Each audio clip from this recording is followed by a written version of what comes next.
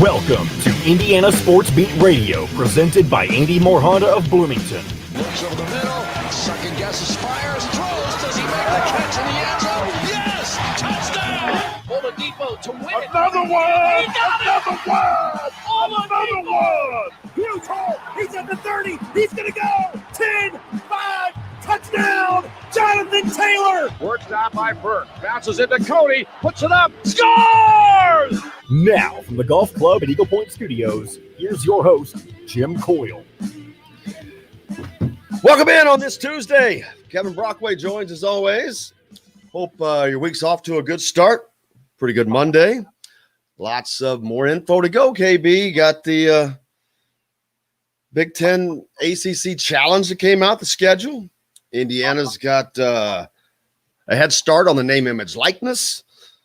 So they're not going to be left behind. A lot of concerns about that with no legislation in the state coming and nothing nationally coming. Indiana is feared that Indiana would be left behind. But, of course, that's not going to be the case. They've already been working with a couple of companies anyway. But this is just something to give confidence to athletes that are coming here that, hey, man, don't worry about it. We're set. We're ready to go, because that's crucial. It's going to be crucial. It's a big selling point, man. When you're recruiting your butt off against or a guy and he's got, man, well, this school's offered me this and this and this, and I can get this. And so it's very, very important. Yeah, Open Doors is the company that Indiana is going with. Final approval from the NCAA board will probably come before July 1st, and they'll be able to get up and go. And it was interesting in talking to Tom Allen a couple of months ago about NIL. His big thought was, hey, we've got to maximize this, and certainly it's going to be a situation now where Indiana is going to be able to set its own policy, and I think that there's still going to be some things to work out. It's interesting. I was talking to Ray at the University of Florida. Wearing gear is interesting because a lot of these schools, and it'll be interesting looking at Indiana, don't necessarily own their they don't necessarily own their logo. They license it out to a company like IMG and so forth. So a lot of times, if these guys set up autograph sessions or something at a business, and they're going to have to give apparently the licensing company a cut to wear the logo. Which is seems a little counterproductive, but that's the way sports marketing works, unfortunately. And so I think you're going to be seeing some of these guys, if they do these public appearances, not necessarily in the candy stripes and wearing the Indiana gear, because they'll make more money that way. Yeah, Indiana also is partnered with Altius Sports in this venture as well, with name, image, likeness pending here. The news of the partnership came on the same day. The NCAA Division I Council recommended the NCAA defer standing laws that have legislation pertaining to NIL and relax NIL restrictions in states that do not have legislation. Meaning, a state like Indiana, they are going to defer to the schools, I assume, to just hope that they do the right thing. Yeah, and it's going to be there'll be a little bit of the Wild West out there, but hopefully it'll work out, and hopefully the the line won't be crossed as far as recruiting inducements, which is going to be interesting to see whether these NIL laws, how much they attract different kids at different schools. Well, as a result, the policy and enforcement will be left up to the schools. Indiana currently does not have any legislation pertaining to NIL, but governors in both neighboring Kentucky and Ohio have stated their respective states will have legislation. But what worries me about that sentence, let me say it again, the policy and enforcement will be left up to the schools. Okay, do I need to talk about LSU? Do I need to talk about Kansas? Do I need to talk about Louisville? I can go on and on and on. Are you kidding me?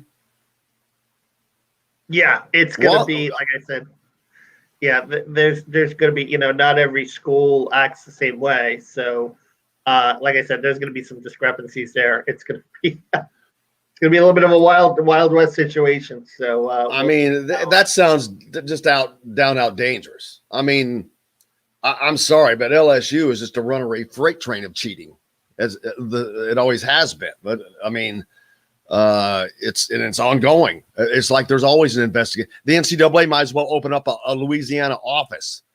They're down there so often. Here's the thing that I think is going to be interesting now, because the FBI probe dragged out so long with, all these different, code of enforcement. I mean, how do you rationalize the penalties now, 4 years later, when you have rules on the books that are, basically allowing athletes to profit off their name, image, and likeness? I mean, how do you rationalize the Christian Dawkins situation now, and that's what athletes were doing 4 years ago? Yeah, I mean, it's kind of like Kelvin Sampson when Indiana got in trouble for the phone calls and texts, and the very next year it was made a rule. Yeah. Now I'm wondering, are they going to let Louisville off the hook?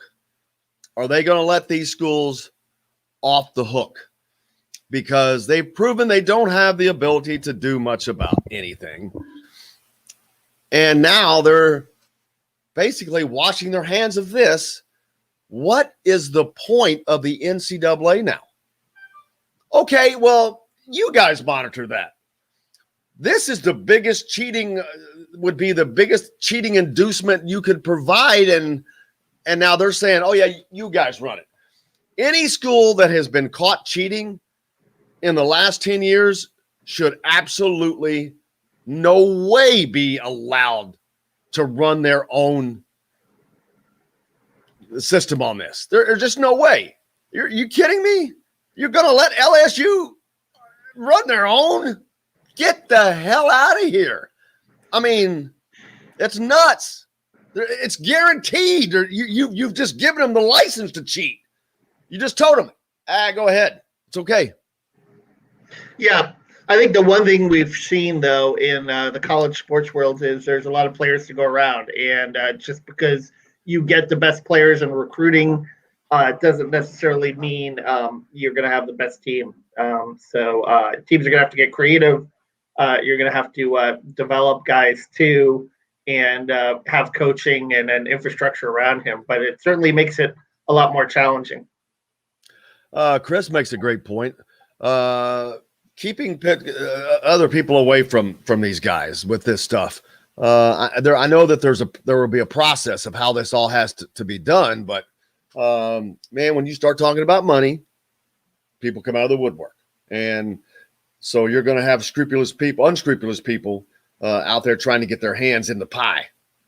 Well, I think in a lot of these laws, I think it's been that way in the past, but I think now in a lot of these laws, the fact that you can go to like licensed professional agents and it's above board now, I think you're going to see a lot more athletes doing that because of the fact that, they're not going to get swindled by a guy off the street, because that happens a lot too. People don't realize that, that you go to a quote unquote street agent and then you're going to get your money taken away from you. Now they can go above board. Now they can deal with actual professional agents that have reputations that they can research and that I think are going to have their best interest at heart. So I think that could help in that scenario. Tom Allen fully endorsed this with a tweet out yesterday showing that fully behind it, which is important for them for recruiting to maintain that momentum. You have to let these recruits know, hey, that's not going to be a problem here. You're fine. Come on. So it's basically no school really is in trouble now since the NCAA has come out and said, hey, we can't do it anyway. No joke. You guys handle it. So no one other than the schools that are not prepared in any way, or it should be any problems. Indiana was way out in front of this. You would hope most other schools are. If not, they'll just quickly copy someone else. But it could have been a recruiting bump especially for football at Indiana, as they're trying to build momentum. They're trying to get over that next hump of recruiting, that get up to that next level of 4 and 5 stars, more 4 and 5 star guys. This is critical to this. If this is not in place, that slows that momentum. Well, think about the things that have been working against Indiana in football recruiting in the Big Ten. Smaller stadium, not the same facilities as some of the big boys. Now you have something like this to balance it out. You've got the Kelly School of Business. You've got a lot of resources that you can use to allow these athletes to monetize themselves. I think it's an equalizer throughout the league, because now an athlete that, maybe in the past was like looking at the glitzy facilities or playing in front of 100,000 people at the big house or whatever, now can turn and say, hey, look, maybe I won't get that, but I'm going to get, cash in my pocket from playing at a school like Indiana that I won't get maybe at some other schools. One of our core objectives is to be a proactive leader on name, image, likeness issues. It's Scott Dolson, Indiana University Bryce President, Director of Intercollegiate Athletics. Collaborating with the experts of Altius Sports Partners ensures we will be well-versed on all NIL details. So they knew that to get out in front of this, they were kind of already were. I know that they had started doing some stuff last year. Scott Dolson doing a tremendous job in all corners of things at Indiana right now. So they're not. I don't expect Indiana to get caught on anything, to get caught not being ahead of stuff. They are a complete turnaround in the athletics department, if you will. I mean, to me, it's being run by a guy who was trained to be an athletics director. You've got your top 6 programs going in the right direction, all trending in the right direction. It's a golden age of IU athletics. We'll see about basketball. It's not, that's not. I mean, they've got a new coach, obviously, and Scott made that move, and that was. But It's already trending in a much better direction. Trust me on that. Yeah, I mean, but like I said, the results have to show on the court. But women's basketball, certainly, you look at football, and you look at soccer, you look at a lot of other programs throughout that. And you're right, it is. It's definitely on the up and up. They just have to basically solve the basketball question. That's going to be the big thing in the next couple of years. Yeah, I don't see that being an issue. We're back with Mike DeCourcy, I think, joins us next, right after this. We'll be right back to the Golf Club at Eagle Point Studios for more Indiana Sports Beat Radio with Jim Coyle, presented by Andy Moore Honda of Bloomington. Hey, Hoosier fans, what you got going, KB? Not much. Where did he put out this thing on Altius or whatever? Who? Dolson. I was looking for the press release.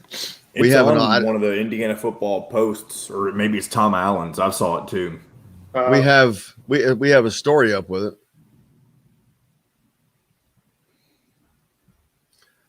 IndianaSportsBeat.com. No, I mean, scratch that. TheHoosier.com. TheHoosier.com. TheHoosier.com.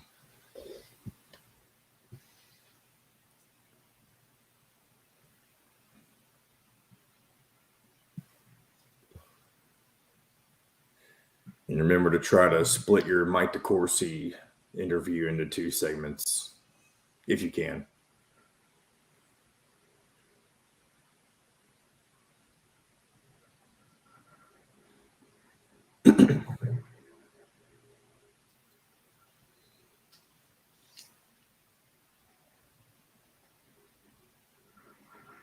Oh, man.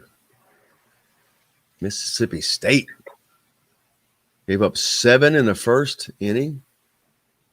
Man. To who? Vanderbilt. They're not in the finals yet, right? Are they in like the final 4 teams? I think this is the finals. Series? That is the finals. Man, if Lamonis wins himself a College World Series, wouldn't that be something?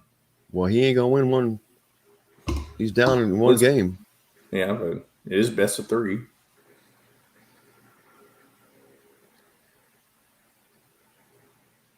Oh my God, that one! Oh my God, that Vandy Whistler's there.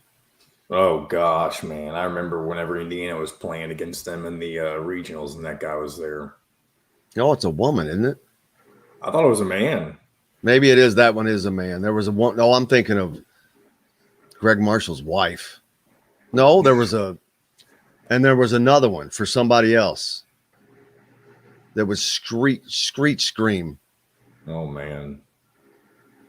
Like the whole time. All right, during free throws. Oh. Something for everyone. Sam's Restaurant in Fishers has homemade coffee cakes and much more. Sam's Place in Broad Ripple has wings, tender steaks, and seafood. Sam's Ale House in Carmel and on 86th Street in Indy have a long list of craft beers and all of the right foods to go with. Plan a day on the links at Eagle Point in Bloomington, then stay for dinner at Sam's Clubhouse. Sam's Restaurants, professionals in the art of food and drink.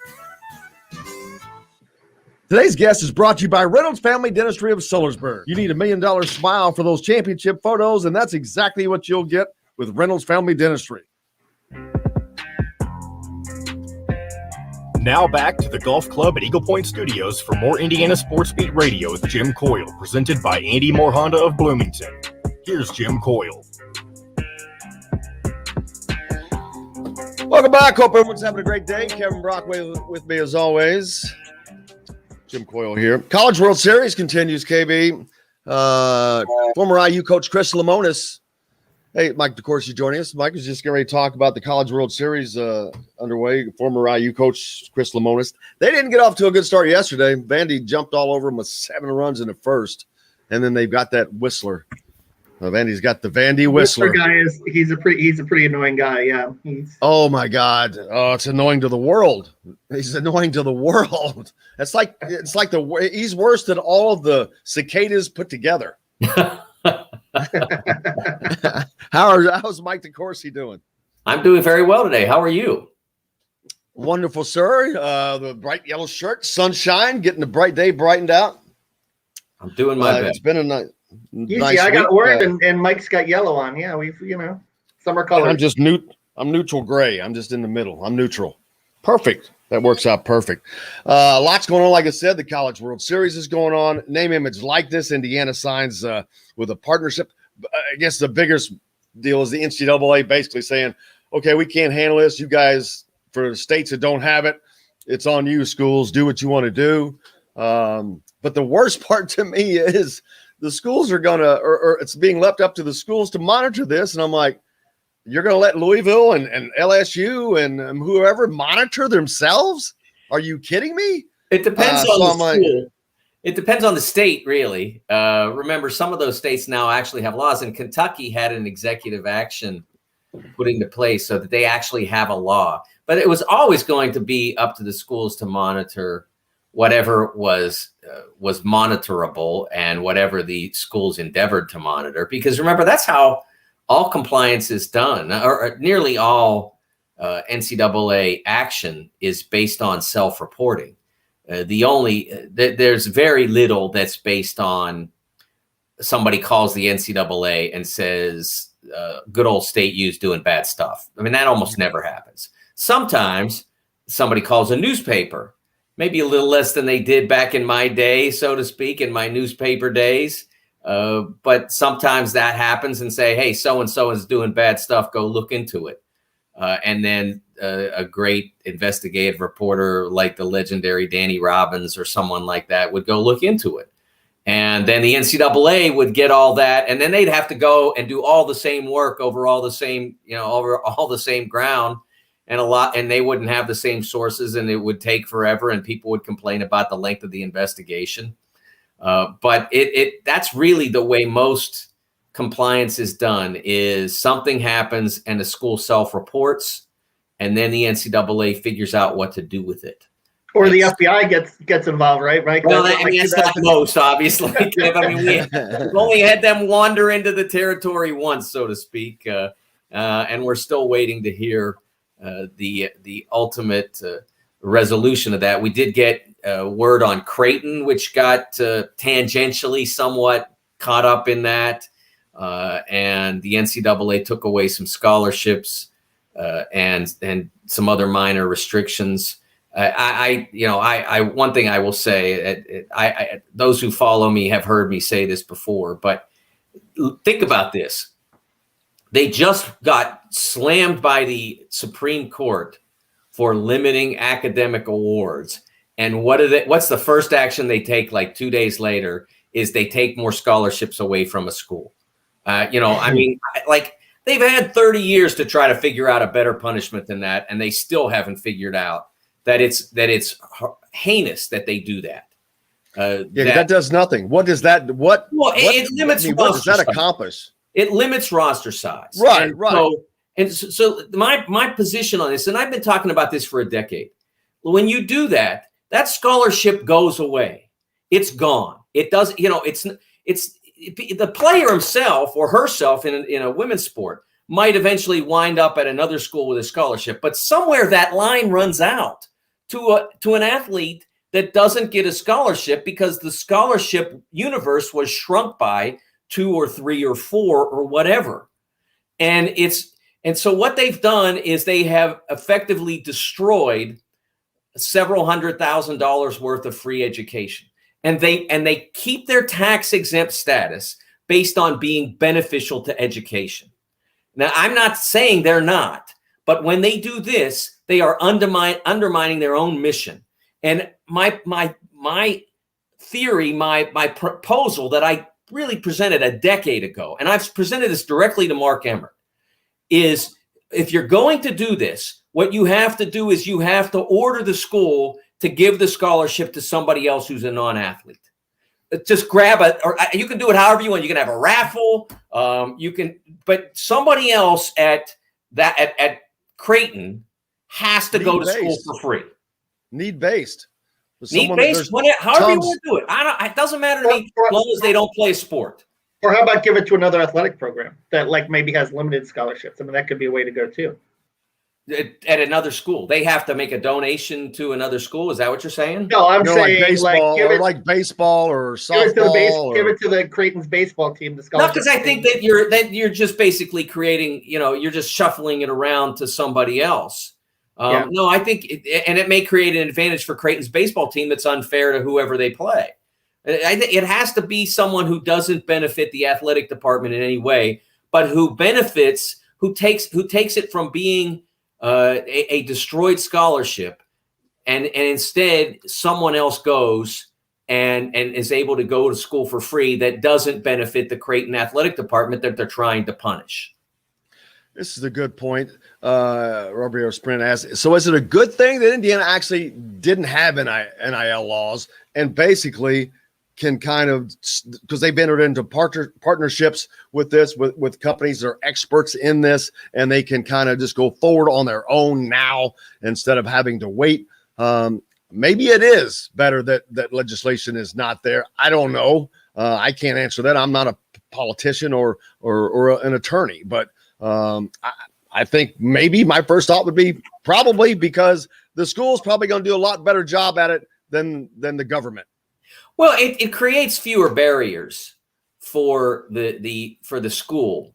They don't have necessarily to deal with whatever regulations are put in place in the state of Florida or Alabama or California or wherever.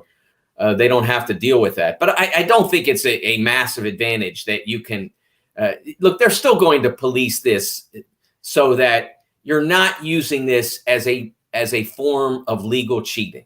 You're not having, you're not bringing your favorite car dealer into your home visit when you go make your recruiting pitch. They can't have that. And so in that sense, it doesn't. It creates an extra headache for the university itself because they have to come up with a policy. Now they can just go photocopy Alabama's or Florida's or whoever if they want. So it doesn't need to be that involved. I mean, I've heard complaints about this from various compliance directors. And my response is, look, if you think it's too complicated, like I said, just go photocopy somebody else's and say, boom, there's our policy. There's nothing stopping you from doing that because there's nothing stopping you from doing anything that's within the bounds of reasonable action.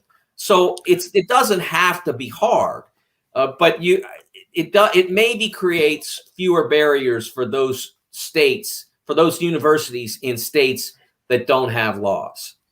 My only concern is it also makes it more difficult to police and monitor because the schools first of all, they don't have that in place. They don't. That's a whole nother job force. And with 24 sports at Indiana, I think it's 600 athletes, if that is the correct number of student athletes. You've got not just those people, but all the activities of those. That's a lot of stuff to keep up with. I just don't know how they could do that, but it's just going to be it'll be interesting to see how it starts to work out. I guess it'll work itself out because schools will still, hey, they don't want another school getting away with cheating. Right. Well, but schools never turn one another in. So I don't think that's going to make a huge difference. I mean, it might be because this is less, one of the fundamental problems that I've had in college athletics. Kevin knows this from working in newspapers, that when somebody plagiarizes, who catches them? It's like 99 times out of 100, it's another journalist. When somebody plagiarizes or fabricates, it's almost always another journalist who catches them. But in college football coaching, college basketball coaching, there's this code where you don't turn somebody else in. And I think that, I really have very little patience for that because it doesn't help the sport. If you want to be a guardian of the game, as the NABC has said, then you have to guard the game. And they've never done that to an effective sense. They just complain about it behind everybody's back. Oh, they're cheating over there. And, I really don't have much patience for that. And so with this, maybe because it's more institutional in nature, it's not so much sports specific. Maybe the institutions will keep a better watch on each other so that things like I talked about, the theoretical car dealer sitting in on the official visit, maybe not literally, but figuratively, maybe schools can do a better job policing one another in that regard, as well as policing themselves. Another good point Chris asked. So does this mean that we will have to start paying athletes a stipend for interviews or appearances? If someone said, I will talk to you if you pay me, that would be their prerogative. That's probably not going to be the case because it's usually promoting the school, promoting a game, promoting a performance, just talking about a performance. So it's not a promotion type of thing. It's more of an informational. But yes, the answer is, yeah, that could happen. I mean, anybody could, a superstar elite could say, yeah, I'm not doing what I don't have to do. Yeah, but you're right. They don't have to, but they never had to before. No. When Brad Pitt makes a movie, he usually will contract with the studio. They say, okay, in promotion of this movie, for which we paid you $25 million, you're going to do X number of interviews, or you're going to do X number of junkets, or whatever. Whatever that sort of thing happens. So the reason he's doing it is because it helps the product that he's been paid to participate in. And he probably has a piece of the action once the box office starts to percolate as well. So it's in his best interest to help promote the film. If you are an athlete, if you want to help promote your brand, you do that interview with ESPN or Fox Sports or Indiana Sports. That's you do that because it helps get your name out there. It helps make you a bigger public figure. And then when there is money to be made directly from a bookstore or a car dealership or a restaurant or whatever, then you're better known. So that's why it behooves the athlete to participate in media because of the reach. Kevin, you just had a piece out that you did on the assistant coaches, the salaries. And all of those coaches, well, maybe not theirs, I didn't read through them all, but and all head coaches' salary or contracts, you will see media, a piece for media where they are being paid for that. So they do have to meet with the media. That's part of their responsibility. Yeah, marketing and so forth. And it's built in the football assistant contracts too. And then they also get a courtesy car, they get Adidas gear, they get $2,000. So there's a lot of riches to go around, I think, with that, and it'll be interesting to see. I think for some of these maybe like coaches show appearances and so forth, that you'll be able to see these athletes maybe get a 25. But I was bringing this up too because I've been talking to some writers in Florida about wearing gear, and apparently those are licensed out to companies like IMG. So a lot of times, if these guys want to do some kind of appearance with Indiana gear on, they're going to have to pay a cut apparently to the properties or the license holders that own the gear.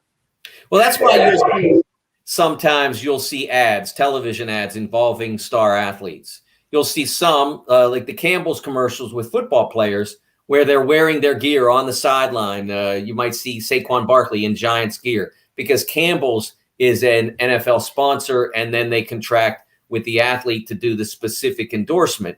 Whereas you'll see other star athletes in generically colored gear with no logos in other commercials that the NFL doesn't have an arrangement with. So it does come down to that. You can say, for instance, if you're doing like a YouTube channel, you can say, I'm Mike DeCourcy, point guard at Indiana. But I don't think you could get away with saying I'm Mike DeCourcy, point guard of the Indiana Hoosiers. I think at that point, it becomes negative. You have to be very careful in regards to not stepping on the trademark. And so I think that those are things that the athletes are going to have to be educated about what they can and can't do in terms of, not stepping on trademarks. And I think that's one of the reasons why a lot of these schools are contracting with these third parties to help arrange for NIL opportunities, so that the athlete can say, yes, I will let you handle my NIL opportunities. And then the third party NIL corporation, so to speak, can say, these are the things that you can do in this circumstance. These are the things you can do in that circumstance. This is the money you'll be paid. You can sign up to have taxes withheld or whatever. I think they all want this to be as smooth a operation as possible for the athlete, because the athlete already has to worry about school, and the athlete already has to worry about football, basketball, volleyball, whatever the sport is.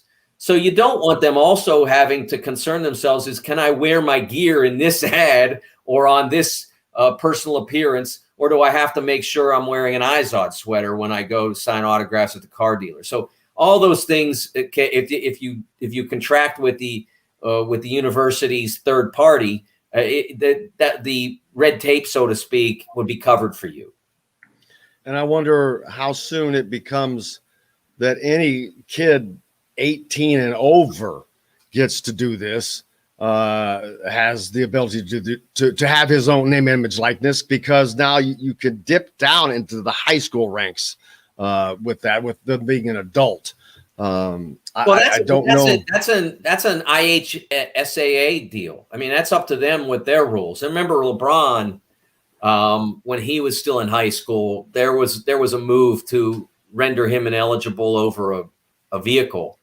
Yep. And ultimately the Ohio State Federation said, you know what, it's going to be a lot more trouble than it's worth. We all know what he is. We'd rather have him playing in Columbus than not. So let's just back off. But whether the Indiana Federation would want to allow that to go on, I can't speak for them. It's not something I cover. Based on their history, I would suggest probably that they would not be amenable to that. Probably not, and not very good at keeping track of it all. But hey, let's take a quick break. We've got more. We'll be back after this. We'll be right back to the Golf Club at Eagle Point Studios for more Indiana Sports Beat Radio with Jim Coyle, presented by 80 More Honda of Bloomington. Whether you're looking for... The Reds won. Big, 12-4. Kyle Schwarber, 2 more home runs yesterday. Did he? Yeah, against the Mets. How are they? 5 home runs his last 3 games against the Mets. How are they still throwing to him? I'm like, what? Yeah, I'm like, why don't you but... knock him off the plate a little bit, make him a little less comfortable? Well, he's hitting leadoff, what Kevin told me, which I laughed at. I'm like, oh, what a brilliant stroke. You don't want to put your leadoff hitter on base, but he's just crushing everything. I'm like, Why are you still throwing to him? Well, that's why he's getting a lot of solo home runs, but that's, they're still home runs. Yeah, they'll take them. I think they're taking them all. What else, Mike? What do you have that you're working on? I'm doing a little bit of NBA playoff stuff, some soccer stuff. USA basketball. USA basketball heading to Latvia for the FIBA U19s. Yeah, Jaden Ivey. Yes, Purdue. And Caleb first, right? Didn't they make it? Yeah. Yep. So they start on Saturday. I talked to Adam Miller, late of the Illinois Fighting Illini, about making that team and. He's going to LSU now, right? He is going to LSU. Yes. Interesting. You can talk about Big Ten ACC too. Now that we have Mike on. Yeah. I'm sorry, I forgot about that. Daggone it. I'm glad we haven't brought that up. I was at the Indiana Charlie Hughes this weekend. That's what I meant. The IU Syracuse ACC big. I was up at the Charlie Hughes this weekend. They had 108 high school teams. There are some just really good. It's going to be a more talented high school season this year than it was last year. There is some extremely talented players. I mean, like, wow. All these guys. I saw Xavier Booker and Jalen Washington play. It was like old school, because at Carmel, we're in one of their auxiliary gyms where you have the tracks around with the screens, packed up there, people overlooking, the coaches all were down and media down at the bottom, and, between all this netted court and everybody just watching this game. And that's a potential state championship game there. Cathedral and Xavier Booker, Jalen Washington is with Gary West. There was just and then somebody said Carmel could be a state champion again. I'm like, man, I don't know how they're going to beat Cathedral. This is a very athletic and big team. I look at this team and I'm like, sorry, we're coming back. Honda dealer. Come see us at the all-new Andy Moore Honda, now in Bloomington. This segment is brought to you by Andy Moore Honda of Bloomington. Now back to the Golf Club at Eagle Point Studios for more Indiana Sports Beat Radio with Jim Coyle, presented by Andy Moore Honda of Bloomington. Here's Jim Coyle. Welcome back on this Tuesday. The great Mike DeCourcy joins us, along with Kevin Brockway sitting in, as he always does. The NBA rolls on. Mike, Trae Young injury not helping Atlanta. The Bucks were just rolling, and their momentum kind of really hit a roadblock. Yeah, I thought that I really thought Atlanta had a chance in that game, but Chris Middleton, how good was he in the fourth quarter of that game, showing once again the idea that players stop improving when they're 21 years old to be the NBA, maybe the greatest fallacy that's ever been perpetrated in any sport. The idea that if you are 19 and you're drafted, you have tons of upside. But if you're 21 or 22 and you're drafted, you're done improving. When Chris Middleton left Texas A&M, like no one thought, oh, there you go. There's the next NBA star. And now, here in his late 20s, he's tearing it up. It's amazing to me that they keep doing this with the NBA draft, and almost the entire NBA draft media completely buys into it and completely sells out that concept. And I wrote a column about this after the Suns went up. I think it was when they went up 2-1 or 3-1. I don't remember which game it was. But Cameron Johnson, when he was picked number 11 overall after playing 5 years in college, he'd played at Pitt and at North Carolina. He was like 22, I think, when he was drafted, and the Suns got absolutely reamed for picking him 11 because he was clearly done improving because he was 22 years old. And how could they not pick a high upside guy like Zaire? I think his name was Zaire Williams from Texas Tech, and Zaire has now scored. This is true. 48 points in 3 NBA seasons. A lot of upside there. And Cam Johnson was 5 for 6 from the field last night in Game 5 of the playoffs. So obviously the age really helped Zaire improve over Cameron Johnson. Yeah, not a great deal for the Pacers fans, but former Pacer Paul George had a big output. But people have been waiting for that. Teams have been waiting for that for a long time from him. Yeah, he's doing a great job. And, I got into it with this is an interesting debate. I got into it with not like wasn't confrontational, but it was an exchange on Twitter last week with some NBA Pacers fans. Our friend Derek Schultz from the Schultz and Query podcast put up a great stat. I believe it's been since 1989. The Pacers are the team that's had the least recent single-digit pick in the NBA draft. They haven't had 10, a first-round pick since the 80s. Yeah, they picked 10 and picked Paul George, but they have not had a pick 1 to 9, I believe, since 89. And it was number 7. And so, I mean, it's an amazing stat. And my thought was, isn't that a good thing to some extent? Because it means your organization really understands the game, really understands how to build itself. And the answer to that I got back from a lot of them was no. That they, and I said, look, they've been in the playoffs like 9 times in the last 15 years. The Timberwolves have been in that lottery in the top and usually near the top 14 times in the last 15 years. And they're still in there. They never get out. They keep taking guys and they never get out. So how is that a better thing? And there were literally people who said they would rather watch players like Karl Towns than watch the Pacers. And I'm like, so you'd rather watch your team lose than win. That's the mentality that some fans have, that they'll never get, you'll never get out of this purgatory of being good if you don't get bad. And I think that you look at somebody like the Spurs when they drafted Tim Duncan. It was a total fluke thing. David Robinson got hurt, so they went like 20-60, and they got Tim Duncan. I mean, it wasn't anything like grand plan. I mean, they're a great organization because they picked Ginobili and Parker and those guys as well. I mean, there was some brilliant, but if they didn't draft Tim Duncan because Robinson got hurt, they probably don't have the success that they had subsequent to that. So, could it help to get a little lucky like that? Sure. But to excoriate the Pacers for being competent, I think is preposterous. Yeah, it seems like, Kevin, they don't – are they just not willing to spend that extra money to get that guy? Because they've had everything, the pieces, the coaching.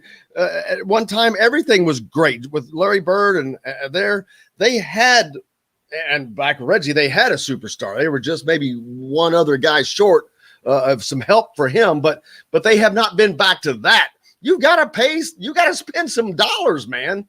It's attracting the free agents too, I think, to Indianapolis. I think that's another issue. It's kind of, got this label from some NBAs, Naptown and so forth and everything like that. And let me tell you what attracts free agents. It's not on the coast. It's not on the coast. It's not New York. It's not LA. It's not glitz. It's not glamour. I think that has to do with it. It takes two to tango with that. You can offer all the money in the world, but I think a lot of the stars want to go to the bigger markets, and that's who have they offered? They have not offered that money to anybody that I'm aware of. I mean, I think you make a point, Jim. We don't really know. Did they go to the wall for Paul George? Did they go to the wall for Victor? And I think that's the question that I think that is a fair criticism. Did you say to yourself, I don't think Paul's that good, so I'm not willing to go all the way to max to him. So if he wants a max contract, he's going to have to go somewhere else. I'm not saying they didn't. I don't think they did, but I don't know the definitive answer to that. I think that's a fair criticism. But I don't think that wishing that you could be terrible so that you might one day get lucky and be good. I don't think that happens as often as people think. Give them a lot of credit for not tanking this season, because they were right there and it could have easily done it without that much hard work, to be honest with you, but they didn't. And you Yeah, can I find think the- guys. Yeah, you can find guys 10 to 22. It's not impossible to find an impact player at that point in the draft. Booker, Spida Mitchell, those guys are double-digit picks. You can also criticize the Pacers for wasting picks on guys like TJ Leaf. And doing that 19-year-old thing that I talked about. Come on, I saw TJ Leaf play in college. You saw him, Kevin. He didn't have NBA dynamism to his game. Could you take him in the second round and say, oh, this guy's going to be a blend player and he could help us, maybe if his body gets maybe. But a first-round pick? No. He didn't have that dynamism that you need to be successful. And they made the pick, and it was a bad pick. So, yeah, you can pick at different things. But the overall success that they've been able to maintain, I think, is admirable. The ACC Big Ten schedule came out yesterday. Of course, Indiana traveling to Syracuse. Kind of a unique matchup there. Mike Woodson going up to take on Jim Boeheim, the old grizzled veteran. And I'm talking about Boeheim, not Mike Woodson. So that's going to be kind of a cool deal. As someone who's followed them for a long time, Jim, can you think of Indiana Syracuse without thinking about 2013 being like the first thing that pops into your mind? Drives a lot of people mad. Yeah, that's one of those games that if you're a fan of a team, everybody has those games that you're like that always will get under your skin. And I think 2013 with Victor and Cody, what a great group they had, Christian Watford. It could have happened that year, and yes, the bad matchup and the bad performance against that matchup will always stick. So I know that's on the mind of some people, and it's not a great matchup for the Hoosiers now because they're trying, they come in trying to put together a formula to win, to be good, and the first thing you have to do practically is you have to completely chuck the formula. And play against a defense that you almost never see. Now it could be an advantage in the sense of you get back into the tournament and then you get stuck against a team like a Syracuse or a Baylor or somebody that can do that, and it's not unfamiliar to you anymore the way it was in 2013. So it's an advantage there, but it is a disadvantage in that early season where you're trying to build some momentum and some formula. There are a lot of teams that would have been preferable matchups for Indiana than Syracuse. And, of course, we don't know. Syracuse has a lot of guys that are still kind of deciding whether they want to be at Syracuse next year, so we don't know how good they'll be. I'm a little surprised with the number of players that IU brought back that they didn't get a more attractive matchup in terms of personnel. But they certainly got the brand in Syracuse. That's one of the ACC's big brands. Yeah, Buddy Boeheim, right? He's an interesting guy. Jim Boeheim's son, and helped kind of spark that run in the tournament a little bit. That'll be a 6'6" swingman. That'll be an interesting guy to kind of watch and to see if Indiana can match up with that kind of a score. Yeah, and the one good thing for IU is that in playing against Syracuse defense, they won't go in this time without shooters. They have guys that can make shots. And if that team, if they played that same team a year ago, it would have really been a struggle for the way IU was set up a year ago. Now they have multiple guys. You have to come up with a formula to play against zone. And again, Mike has been in the NBA for 40 years now. It's not that they don't play any zone at the NBA level, but it's different than what Syracuse does.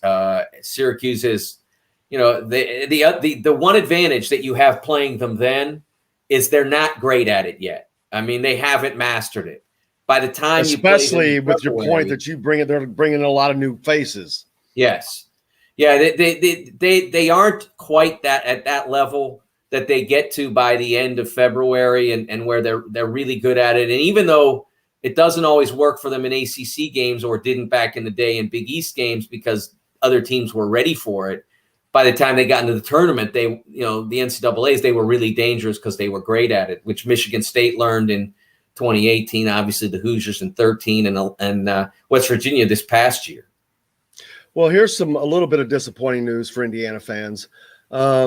Keith Smart's last shot with 4 seconds to go in the championship game in '87, in which Indiana beat Syracuse 74-73, is the only win in 6 tries against Syracuse.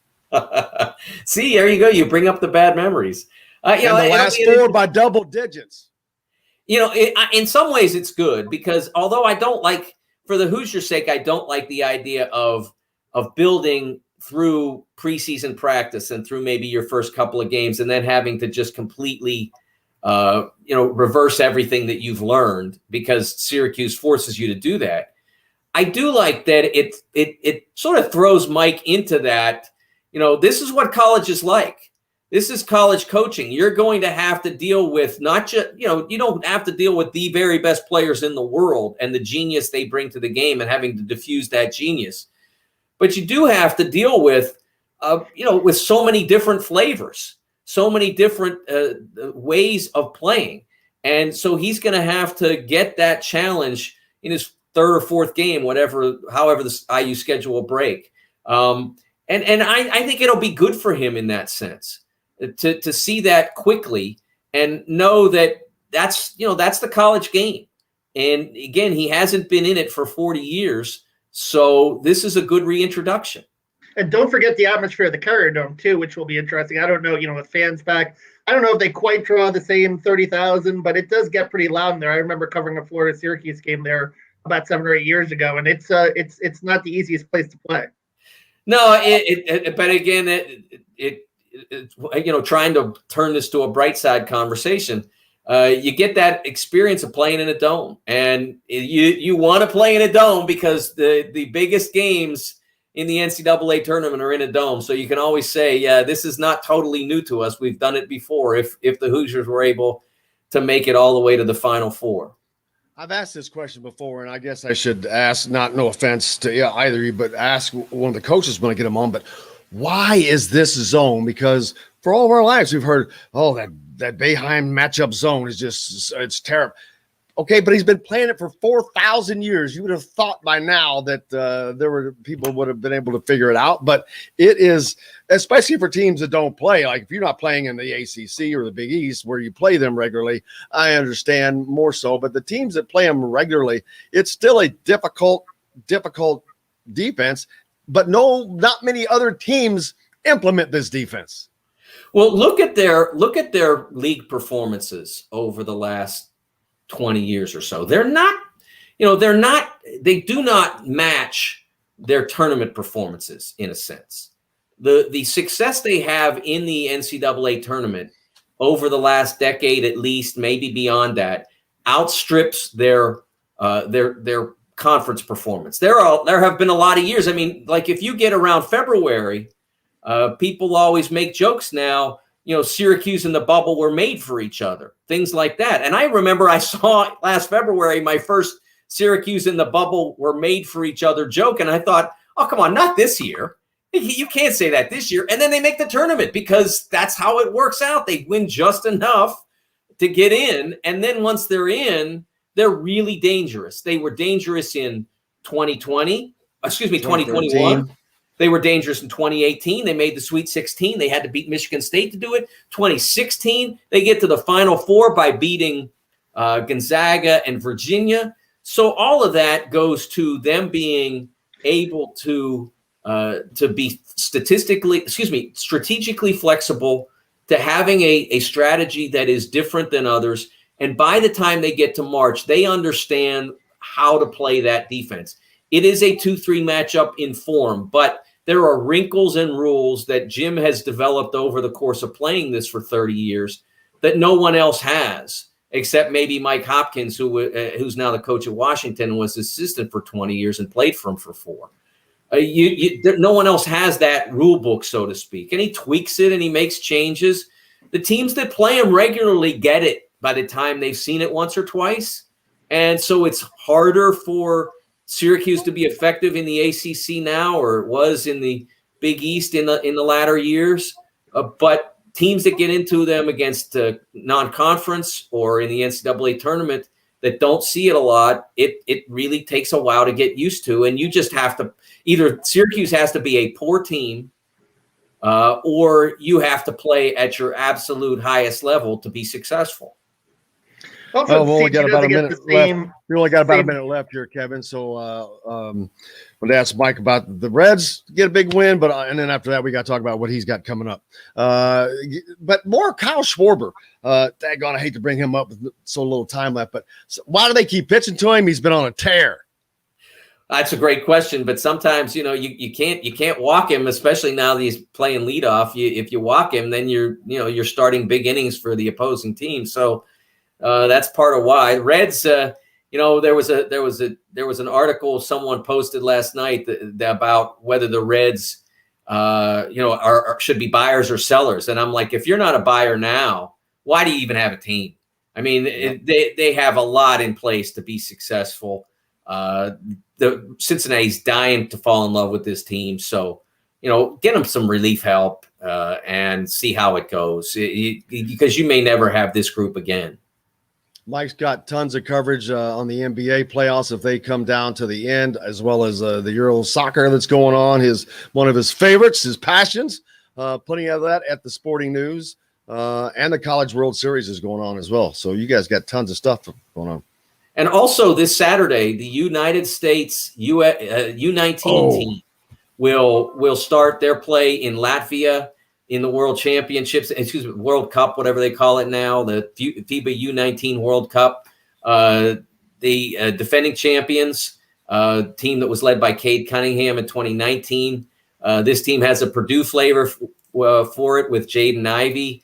But Adam Miller I spoke with from across the border, recently across the border over in Illinois, now going to be playing at LSU. Got a chance to talk to him about what led up to his transfer, what he hopes to get out of being there, what he hopes to get out of being a part of this U19 team. It can be a great experience for the players involved.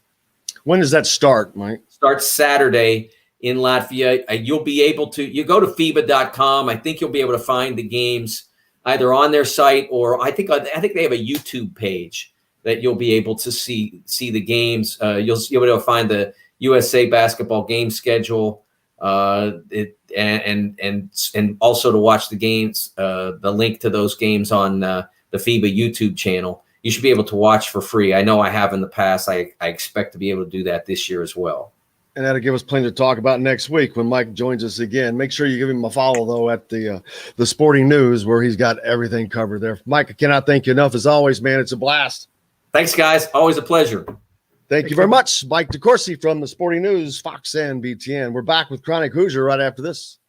We'll be right back to the Golf Club at Eagle Point Studios for more Indiana Sports Beat Radio with Jim Coyle, presented by Andy Moore Honda of Bloomington. Hey, Hoosier fans. What? KB, CH. What's up, Chronic? What's happening, fellas? Just living. It's your word. I'm just living in it, man. I'm so sorry I missed you guys last week. Had a little knee incident where I had to go get some X-rays taken, and Ouch. I got stuck in the bowels of the hospital where I couldn't connect. That X-rays on a knee never sound good. No, and that's the precursor to I still got to figure out when they're doing this MRI. That's probably going to tell me what I'm dealing with. Even worse. That's even worse. Now that we couldn't find anything, so now you got to go here. Were you doing anything? No, getting old. Well, just hope it's meniscus, because I had that problem, a torn meniscus when I was young, and it actually, they said, well, you can get surgery or let it heal on its own. I'm like, yeah, I'm going to try to let it heal on its own, which it eventually did. Yeah, that's what it seems to walk like and quack like a meniscus. So we'll see what the prognosis and the recommendations are. But other than that, doing well. Glad to be back. Man, and these are like in consecutive days, I saw Tom Allen and Kevin Peoples together, which I know Kevin, but they were doing a recruiting thing Friday. Saturday, Tom Jr. on the golf course here at Eagle Point. Sunday, Mike Woodson, Kenya Hunter, and Dane Fife at the basketball thing. It's just been boom, boom, boom. They're out there everywhere. 'Tis the season, man. it's officially back, and that's kind of wild that it, after such a messed up year, and now all of a sudden it's just full steam. There's that reacclimation to all of that again. We're fast realizing that as the summer schedules get so insanely compressed. Here we are staring at 4th of July, and then it's downhill till the end of summer from there at a sprint. Well, I was just thinking, because I took my calendar off the wall. I'm like, because that thing's not doing me any good on the wall. And I'm an ADHD visual person, so I just got this stupid calendar laying on my desk now, and just start writing stuff. But there's July 1st, which is 2 days away. There's the Big Ten football media days. Yeah, 1, 2, 3. We're 3 weeks away. It's boom. It's here. Yep, It's here. It's all right. I staring us gotta bring down. us back in. Sorry. Tender steaks, and seafood. Sam's Ale House in Carmel and on 86th Street in Indy have a long list of craft beers and all of the right foods to go with. Plan a day on the links at Eagle Point in Bloomington, then stay for dinner at Sam's Clubhouse. Sam's Restaurants, professionals in the art of food and drink. This segment is brought to you by Bubba's 33 in Clarksville. Pizza, burgers, beer. Now back to the Golf Club at Eagle Point Studios for more Indiana Sports Beat Radio with Jim Coyle, presented by Andy Moore Honda of Bloomington. Here's Jim Coyle. Welcome back on this Tuesday. Chronic Hoosier joining us. Kevin Brockway sitting in. Chronic, how's it going, man? It's going, man. Another day in paradise. Glad to be back here with you, gentlemen. Good to have you. It's looks like a beautiful day in Bloomington, and so it's always good to be out and about when it's nice. But we were getting into that central Indiana summer. It could storm, it could not storm. Who knows? It's like being on the beach sometimes. Yeah, honestly, this is the day of summer where the roof, not even the roof, where my drywall is just seeping moisture from the condensation coming off my my air conditioning vents right now. So we are officially in the thralls of it. There's no doubt about that. Lots going on with Indiana, all about football, of course, continuing their momentum. A good signing class for them, but they've got more guys coming in yet. As we move forward, as I said, we're in the break. We're only 3 weeks away, Kevin, from Big Ten Media Days in Indianapolis this year. And that is just kicks it off because not that it's stopped. Usually there's kind of a break. This year, and maybe because of COVID, probably because of COVID, there's no break. It just kept going and picked up steam, and I don't see it stopping. But once we hit Big Ten Media Days, it's going to continue to roll from there. It should be a lot of fun. I think that, when you look at the Big Ten and, I saw a story yesterday about the schedules, ranking the total schedules of each Big Ten school. And they had Indiana as the fifth strongest. And you've got Iowa, week 1 up in Iowa City, 3:30 p.m. kick. Then you've got Under the Lights, right, for game 2 against Idaho. And then game 3, Cincinnati, noon game, which is either going to be on ABC or ESPN. So 2 of your first 3 are probably going to be top 25 matchups. That should be pretty exciting start to what is a season of great expectations for Indiana football. I say Indiana has its first ever top 15 matchup in week 1. I think they potentially have I shouldn't say first. I'd have to go back and do some research, but their first top 10 matchup at home against Cincinnati in week 3. I think Indiana has to start ranked inside the top 10 or 15. If they don't, then that's a travesty. If they win that game on the road, then they're going to be moved up. They're going to be in the top 10, especially by the time week 3 rolls around in Cincinnati, unless something drastic happens to them in their non-conference games. That's going to be a top 10 matchup, man. And that will give Indiana 2 gigantic marquee games in the first 3 weeks of the season. That's just not something that Indiana fans are accustomed to, Chronic, and hopefully they will get the support in the stadium. Yeah, it's a year without real reference point for Indiana right now, with expectations being where they are. with the program basically at an apex level right now. It's really it's just completely uncharted territory for Indiana. I remember back in, I guess it was the 2017 season when they kicked off against Ohio State to start the year, and the game day and just all that push and all the excitement. And what you got the sense something special was brewing in Bloomington. We were nowhere close to fully actualizing it or realizing just how high the ceiling was for this team at that point.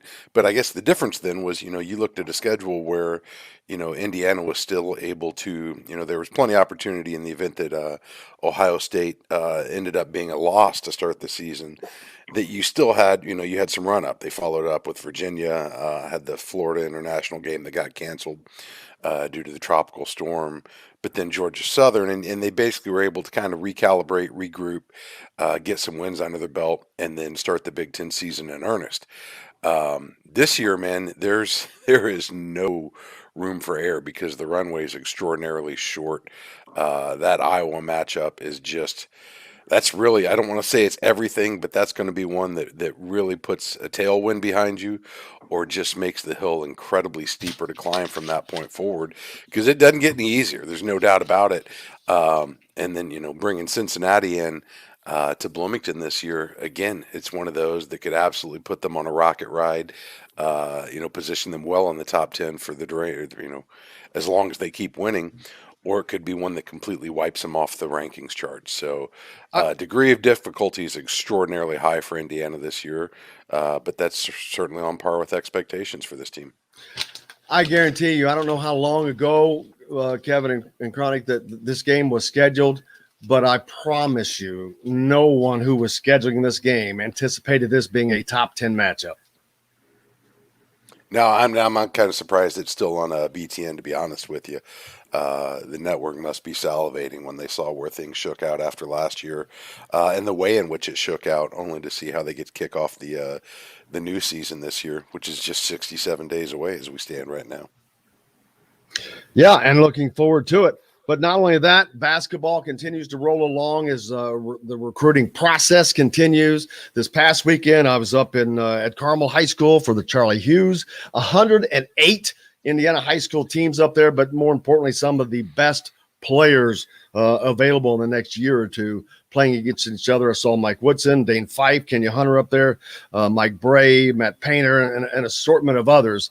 But it's going to be a spectacular year in Indiana high school basketball, no doubt. But the machine for Indiana to move forward as they put a lot of new pieces together and try to bring in some new faces. Mike Woodson getting reacclimated to the state of Indiana and the high school coaches out on these trails and going through all of that process.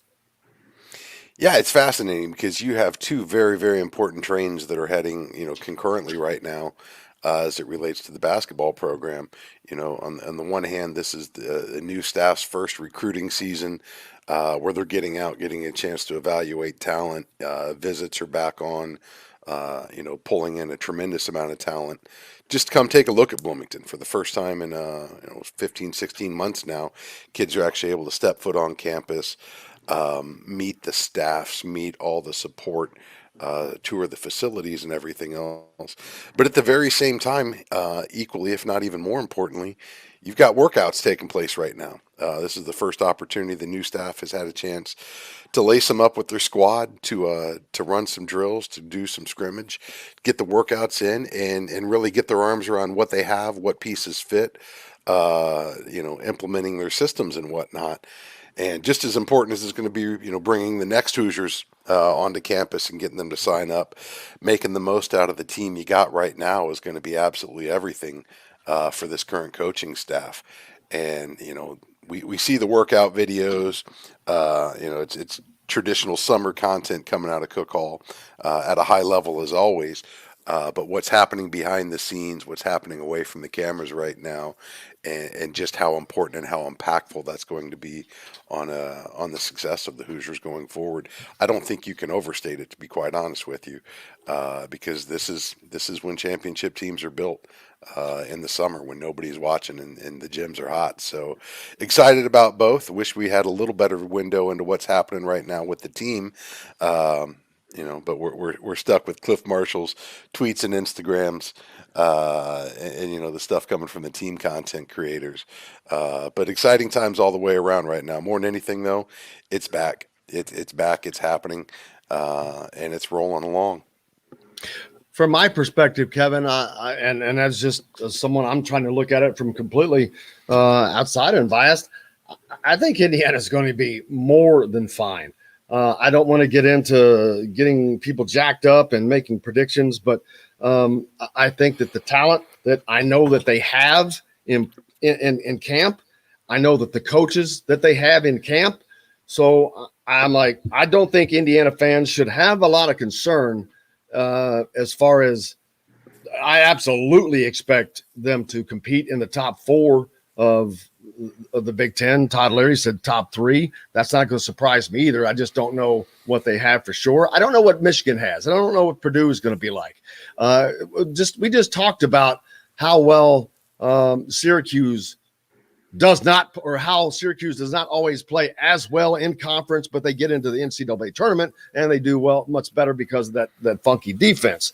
And some teams tend to play better in conference and they get outside. So that changes things too. Purdue, obviously a big conference opponent, but we don't know what anybody has, much less Indiana, because of the new faces, the new coaches. There's more new faces than there are old faces.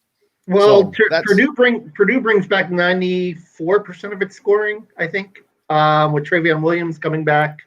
They're gonna be one of the favorites for sure. You got with what they have coming back, the experience, the depth, pretty good freshman class coming in. They're going to be pretty tough, I think.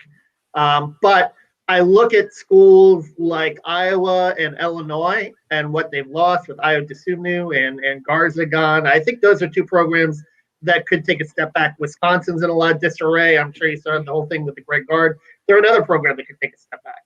So you do have a chance to make a move up the standings, but top 4, I think you got to crawl before you, walk before you crawl before you walk, whatever you want to say. There's still a lot to prove. But I do think the return of Trace Jackson Davis is definitely promising. The return of Race Thompson is definitely promising. You just got a lot of new faces too that you got to mesh in. So I think it's to be seen. St. John's will be interesting too, coming into Assembly Hall. Depending on if Julian Champlain comes back. If he comes back, St. John's will be much tougher. If not, then I think that's a fairly winnable game in Assembly Hall. We'll see how that turns out. What are some of the other things now that the fans are back, Chronic? The tailgating. Man, I'm looking forward to just seeing fans, smelling, cooking, and all of that stuff going on that you would see and smell and hear at a football game that has just been non-existent. But I think it's going to be a bit much bigger for obvious reasons, a better products on the field, better expectations, but not having it's because it's been, I just said a minute ago, this is normally our slow time. It hasn't slowed down, man. And I think a big part of that is because of COVID activities. Everybody wants to get out and do, and who doesn't? So hopefully that carries over into the football season.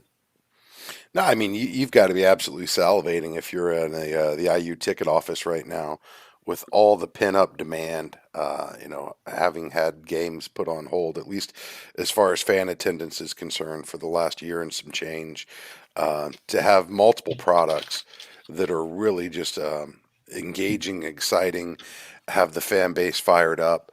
Obviously, starting off with football, it's just a dream scenario for Indiana athletics to have the program positioned where it is right now. To have the facilities completely, literally and figuratively rounded out with the stadium now effectively complete.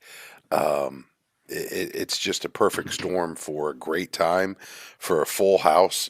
It's one thing that it's been decades in the making, to see the power of Indiana football when you have a full-throated and fully seated Memorial Stadium behind them, competing against the best in the conference. And the best in the country for that matter. And, you couple that with the fact that we've been cooped up, we've been kept away for so long.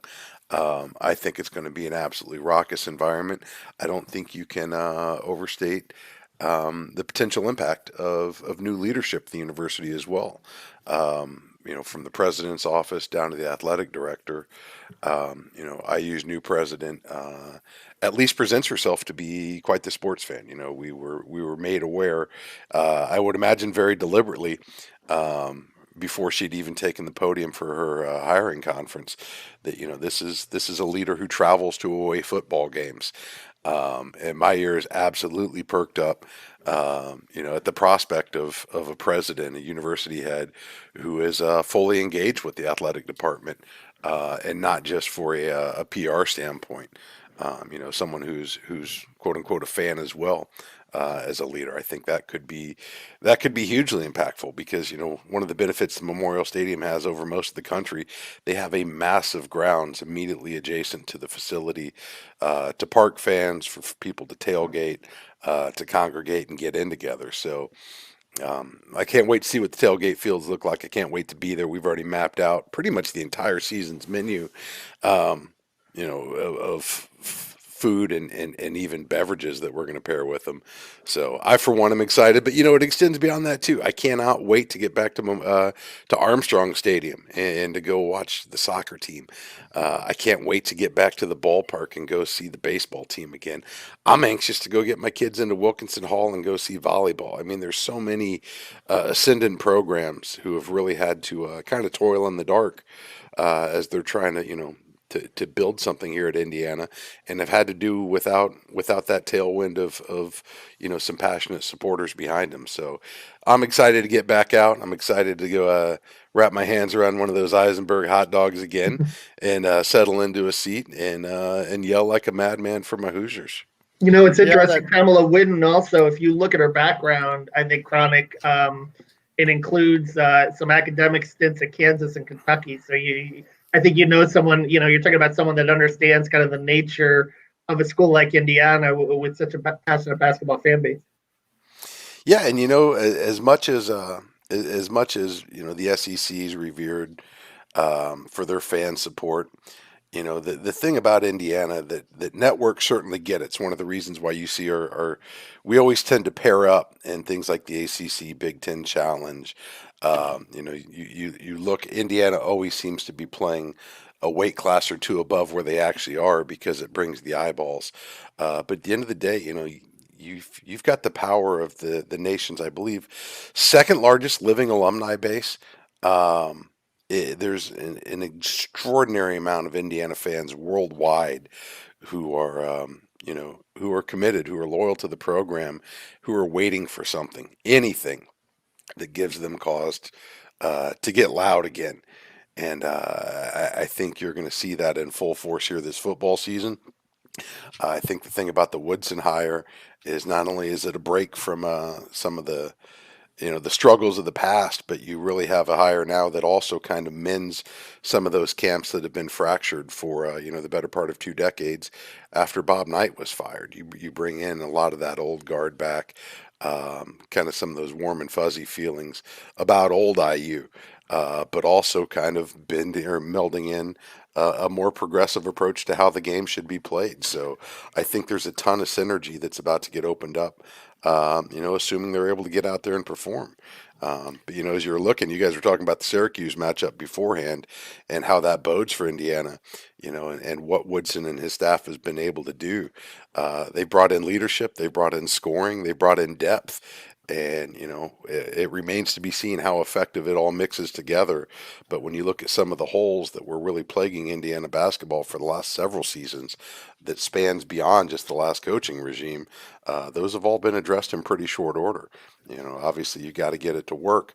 But you cannot doubt the fact that they went out and they took their biggest liabilities and addressed them before they ever really got fully unpacked in Cook Hall. So excited to see what the potential is with basketball, just like I am the football. Well, that just shows you an organization, and it's being run like said organization and in a very organized fashion. And all the credit, well, I'm not going to say all, but most of the credit for that goes to Scott Dolson. I said that yesterday, that Indiana seems to now be charged with the right guy a guy who has been trained to do this job and do it well. And I think that he has done a remarkable job in a short order of hitting all the right buttons, getting all the ships going in the right direction. And that's hard to do when you are multitasking, multi-sports, multi-personalities, multi-coaches, a lot of different things. Signed Tom Allen, did this, did that. It's unbelievable what he has gotten done in a short. He's gotten more done than anybody in a short amount of time. But that has trickled down. Everybody else is doing the same. They're getting a lot done in said time. Chronic, well, you guys got a new podcast or new coming out with Zach? Man, we don't have anything on the books right now. We have officially reached the summer doldrums with no current sports taking place. Zach's been keeping abreast of everything in the process of moving down to the south side. He's halfway between where he used to be and where you are now. So I think he's still unboxing and wrapping that up. But right now, man, we're just kind of cruising it, enjoying the breaks before it really picks up back in earnest. So nothing on the agenda now, but we do tend to touch every couple of weeks here and just kind of take the pulse of where things are, looking ahead, covering breaking news, obviously with NIL set to go into force here this week at the new month. The Wild West is going to be upon us. I'm sure there's going to be lots of news coming as far as partnerships the athletes are able to form, endorsement deals and the like. And, you talk about the power of Indiana and how that translates. I think you're about to see that in full effect here real shortly when people are actually able to put their money where their mouth is as far as how we're supporting the team and how the team really is revered and valued in the community. So looking forward to see how that works out and what's to come. But I think you talk about making some wise moves. I think Indiana is well positioned for success on that front as well. Chris asked this earlier. What is Hoosier hysteria going to be like? Well, I can answer that with one word, probably crazy, because you haven't had it for 2 years. You've got it back with all these guys in the house, Dane Fife and Mike and all that, and all the expectations. I think it's going to be nuts when that comes around. Oh, it's going to be absolutely bonkers, and it's always extra lit when you have a new coaching staff. Excitement is high. It's one of my favorite traditions. I wish they get back to a little bit more of the basketball and a little less of the the full on Las Vegas performance element of it. But I'm showing my age here. But I think it's going to be a celebration befitting of the moment, and I think it's going to be a special moment just because you've got an entirely new staff. You're welcoming home a number of alumni, and I mean that just on the current staff. I wouldn't be surprised if you don't see the stands packed with a number of former players, the likes of which we maybe haven't seen since the Bob Knight welcome home function. And again, that's just another one of those elements, one of those veins that's been untapped heretofore that I think you're going to see fully exploited and really unleashed. Yep, and that's going to be big. Chronic, can't thank you enough, brother. As always, brought to you by Andy Moore Honda, of course. Hope you have a good rest of your day and a great rest of your week. Looking forward to it. We'll catch you guys next week. Thank you, my brother. Chronic Hoosier joining us. We're back with more right after this. We'll be right back to the Golf Club at Eagle Point Studios for more Indiana Sports Beat Radio with Jim Coyle, presented by Andy Moore Honda of Bloomington. Whether you're looking for... Hello, Kevin. All right. It's all you now. We got 2 more segments to go, right? It's all you. Yeah, we'll probably take this one till about 10:50, and then we'll wrap it up with a short one. If that sounds good to you, Jim. Why not just go to 10:45 and cut it down the middle? We can do that. Usually, I just always feel like you like longer segments. But if you want to cut down the middle, we'll go 10:45. It makes the one seem not so short. It makes both seem, it makes them. Yeah, go right ahead. Go 10:45.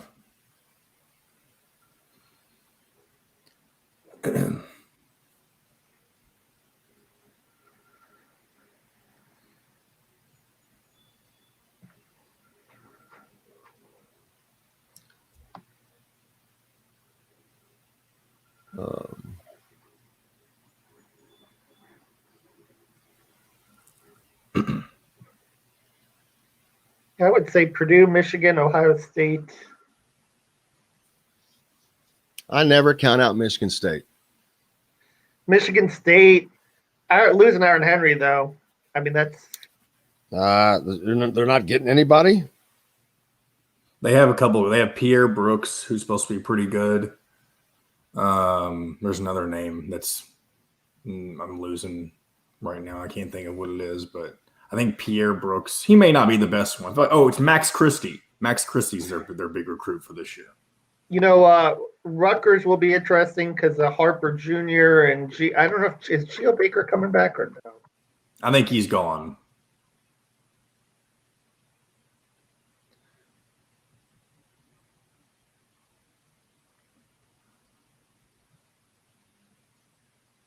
I wonder how many more years Izzo will coach. That's a good question because this current generation of coaches retiring kind of all at once almost. But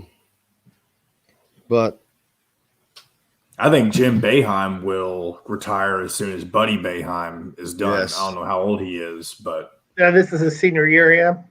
Yeah. This could be Jim Boeheim's last year too. Then is he the winning? How far away is he from Krzyzewski?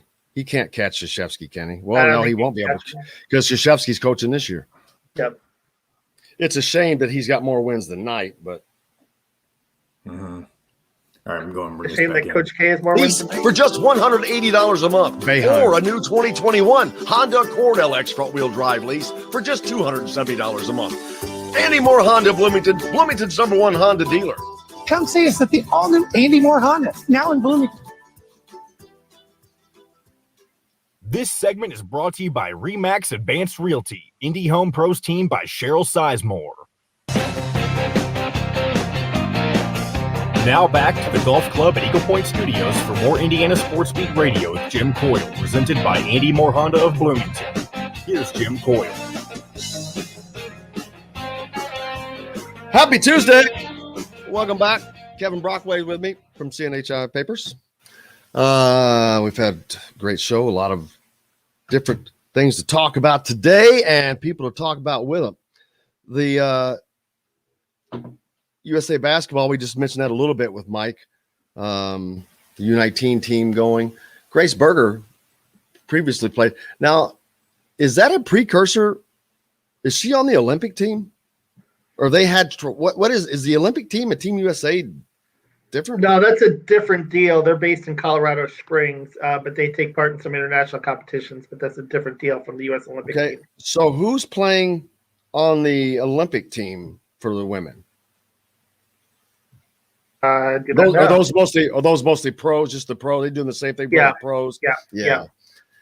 That's in women's basketball, that's going to be like men's basketball back in the 60s and 70s. The dominance that the men had, other than with the Russian 40-year-old guys. But so that won't. I can't imagine women's basketball being much fun to watch in Olympic women's basketball. Because the other countries, I would think they're so far behind. A lot of those countries, women don't get the rights to do a lot of stuff, and so that's what I mean. Not because of it not being fun to watch, but because of it just being USA being so superior. I would think. Yeah, I would think so too. So I was running down your assertion that, or Todd Leary's assertion that Indiana could be a top 4 team in the Big Ten next year. I'm looking at the team. I said top 4. He said top 3. Yeah, top 4, top 3.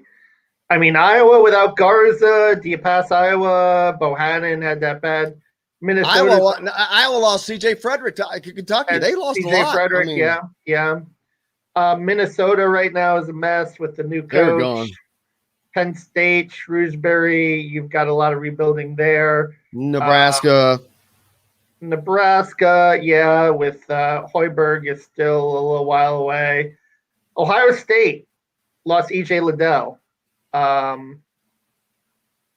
Still brings back a lot of guards. Are they better than Ohio State? Better? Yeah.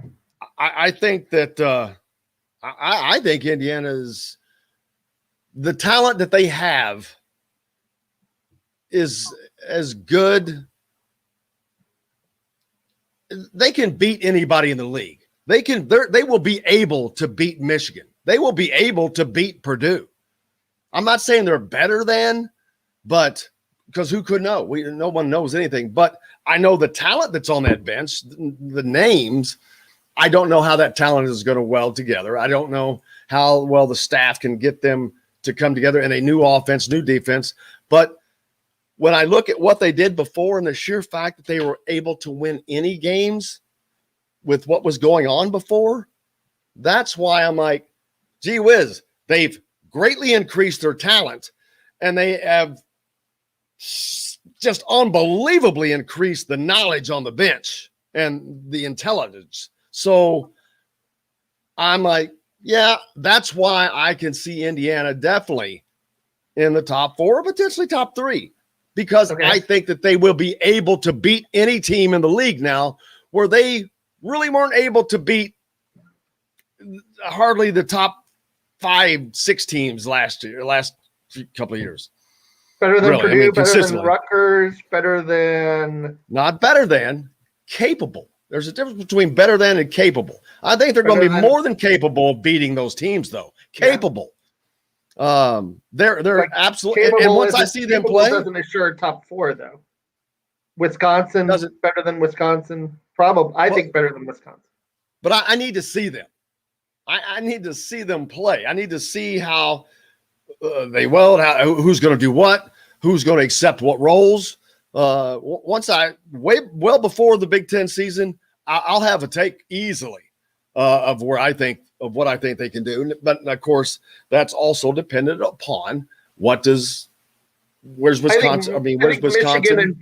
I think Michigan and Purdue are the 2 clear favorites easily because they don't have problems and they have talent.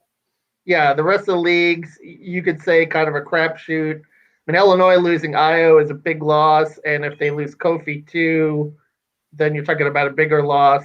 I mean, it's possible, but is it probable? I mean, we just have to see like how it all meshes and comes together. But I do like, the improved shooting, obviously, that they've brought in, Indiana's brought in.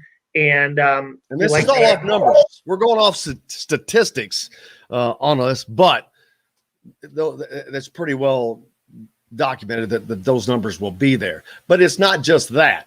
It's going to be a completely different philosophy on offense, defense, on personnel.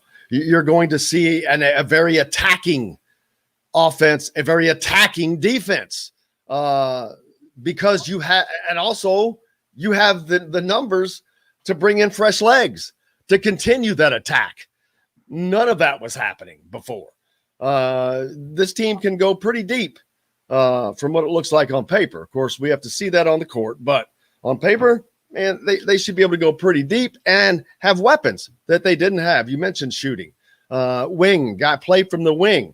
You've got a veteran out on the wing now, a veteran shooter, you've got guys that can get to the rim. And now how much will that help Trace Jackson Davis? How much will it help Race Thompson? But how much can Trace Jackson Davis improve on his own? He has to improve that jump shot. He's got to improve himself. I watched Jalen Washington and Xavier Booker. Man, those guys can go coast to coast. They're a little, I don't want to say more developed than Trace Jackson Davis, but at this period, at that time, I think that they're better players than Trace Jackson Davis was. Xavier Johnson, to me, is going to be a fascinating guy because he's a guy, Xavier Johnson, for the IU point guard in terms of a playmaker and a guy that actually can get to the basket a little bit and that has some athleticism at that point guard spot and the experience too. I mean, that's the whole point guard situation is going to be fascinating to me because you've got him, you've got Finney, the holdover, who I know that Dane Fife wants to be good and wants to be at the front of the defense, but isn't the same dynamic playmaker that Xavier Johnson projects to be. And then you've got Christian Lander waiting. So you've got 3 guys competing for that spot. that to me is going to be interesting. Whoever can kind of take the bull by the horns there and is the guy, I think will be tremendously fascinating. And if they can kind of take this offense level, because as you know, that's what's really been lacking the last few years has been the point guard play. Well, I mean, we could list a lot of things, but absolutely, and that's where it starts, though, because if you don't have guys that can break down, it's a quarterback, and it's a quarterback. Yeah. Your quarterback has got to be the guy, or not the guy, but he has got to be a guy who gets it going. And you're right, that has not happened. And it also gives me pause for Rob Fennessy's minutes. I think his minutes are going to be greatly diminished. He does not bring much offensively. He's going to be a role player off the bench, I think, to spell some guys. And maybe that'll be good defensively if Dane, really thinks that he can get him turned around defensively, and who knows what's going on offensively. Who knows how well all of these guys can benefit now with this coaching staff. I mean, they are being coached up every day, but not by one person. You have got literally 150 years of coaching, of high-level coaching experience around them with Mike Woodson and Thad Matta. And you got Dane, but you've got what is the guy he brought in? I keep forgetting. The older gentleman that came in with 50 years of experience, drawing a blank. Armin Hill, right? What's that? Yeah. Armin Hill. Yes, Armin Hill. Basketball apps, yeah.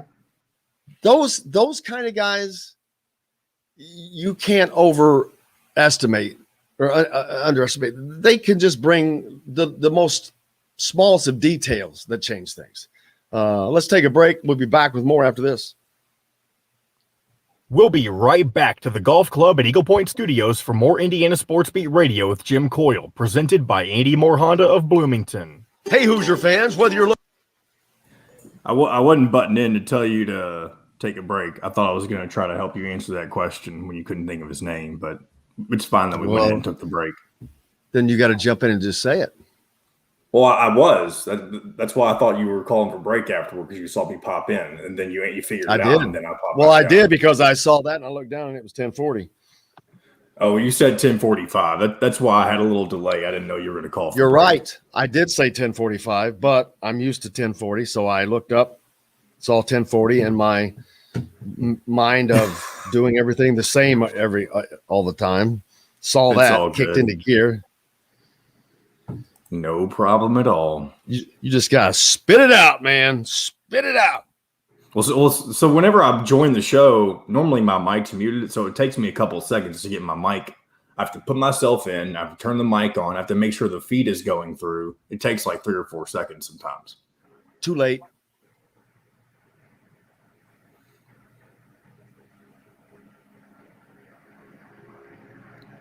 There we go. Is that the grass? Do they always cut grass on this day, Kevin? No, I didn't hear any grass. Why? You heard noise in the background? Maybe it was my fan. I don't think. No. Right now, right now, I haven't heard it till just now. I was curious what it was.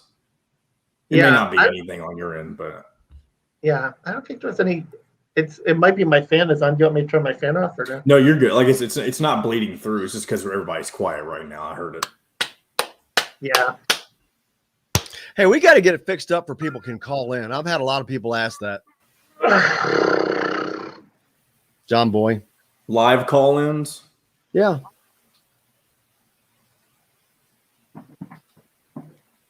You afraid of that? Well, no. Well, it just freaks me out because of the way the Dick Vitale stuff almost went down when we tried it the other day. Then guess what? That's one thing I was thinking, and we actually mentioned this before, is doing a request, not like a request line, but a voicemail line. They can ask their question through the voicemail. Yeah, that. I'd rather have a call in. I'd rather have a call in. It shouldn't be that difficult, really. If their call didn't come through, we hang up on them. I mean, it's like any other. Not that the call wouldn't come through. It's the fact that, remember how Dick Vitale said he couldn't hear you, but you could hear him.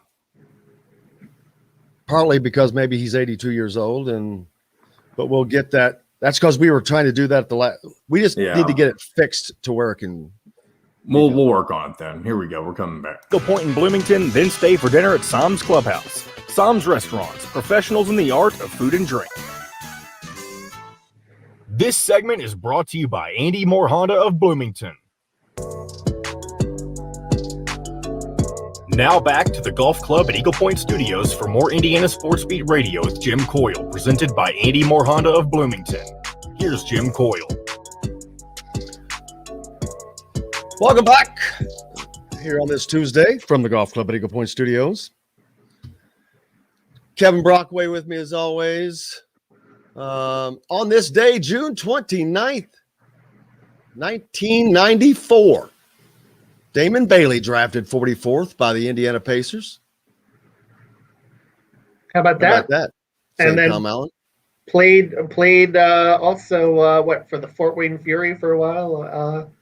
After his pro career, his NBA career ended, had a little stint up there and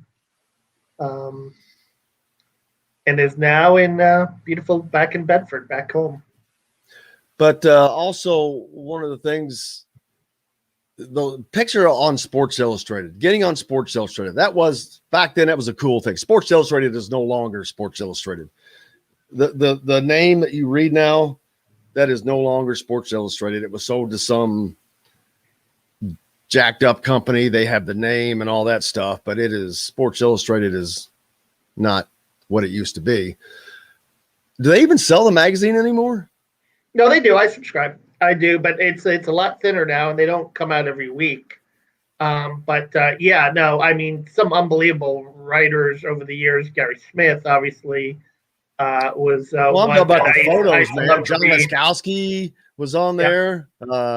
Just all those covers. But that was the coolest thing to make that cover back in the day. It was like making Time magazine for sports. Yeah, it was. Yeah, and it was. It was a different era with regards to that, and Frank DeFord and Rick Riley. You had some unbelievable writers, unbelievable collection of photographers. I think I read the book The Franchise, which is a fascinating book about the history of Sports Illustrated and how it came about in the 1950s all the way to now, and how it was the kind of the preeminent voice of sports in the 60s and 70s into the 80s and the 90s, but does not have the same impact as it once did, which is the brand is taking a hit, as I think all brands have taken a hit in this kind of digital age, as the transformation of communication has changed. Fresh off of his visit to Indiana this past weekend, Parkview High School class of 22 running back James Joyner Jr. admitted he now has some thinking to do for his college decision. He had already committed to Arkansas in the SEC. He took an official visit to Indiana. He's only verbally committed to Arkansas, but he told the Hoosier.com that he was impressed with what he saw. So much so that the visit is great. It was way more than what he expected. The campus was awesome. The coaches were great, and it definitely gave me something to think about. He said recently after the visit, man, it was exciting. I think they are on the rise, and I think Indiana is a top Big Ten school. I think Coach Allen has done a great job changing the program, and I don't think he's even close to being done. And that's the benefit. That's the statement right there from That's coming from a guy who's verbally committed to an SEC school. Yep, and that I think also that's the benefit of the last two seasons and what Tom has accomplished.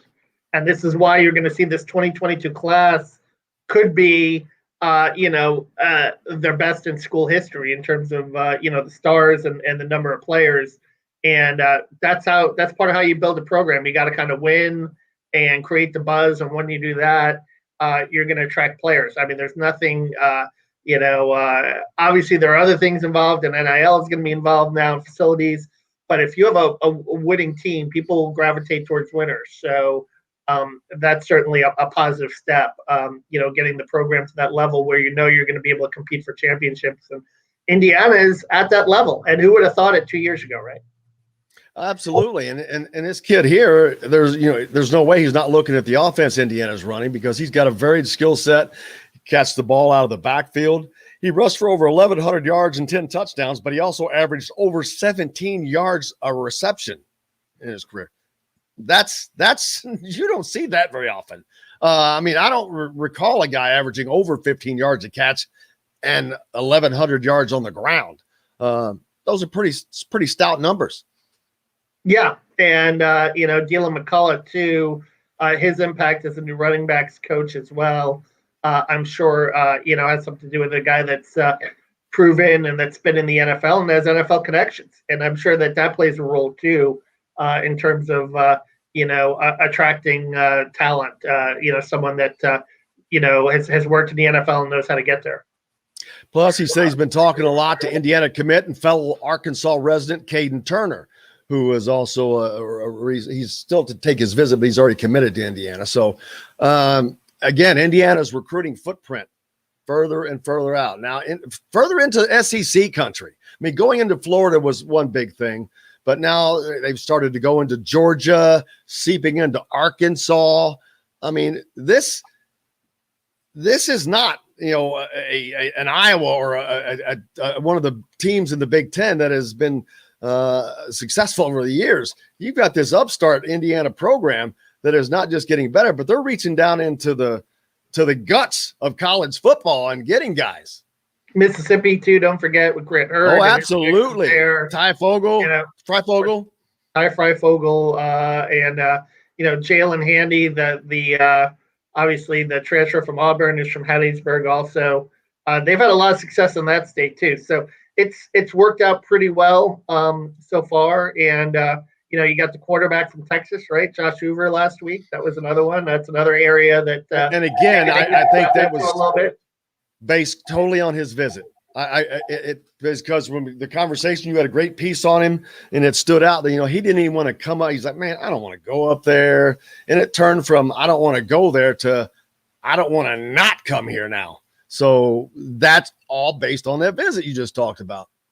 Yeah, and he's a risk. He's 6'1", right? He's not the biggest guy, but he's also a guy that put up a lot of great numbers in a very tough state for high school quarterbacks, and I guess Nick Sheridan said that there were some questions about his delivery, and he came in, he threw for him, and Nick Sheridan was convinced that he could be successful in the Big Ten, despite not necessarily throwing over the top with his motion. And here he is, and he's a commitment, and he's going to be part of that.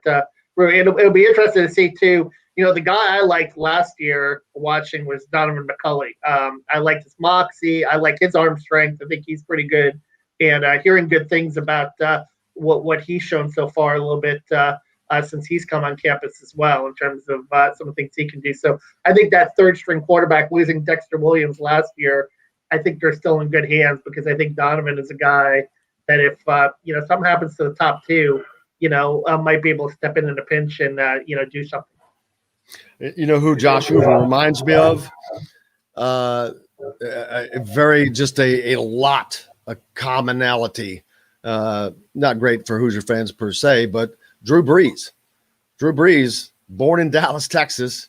This kid's down in Dallas. Drew Brees is 6 foot.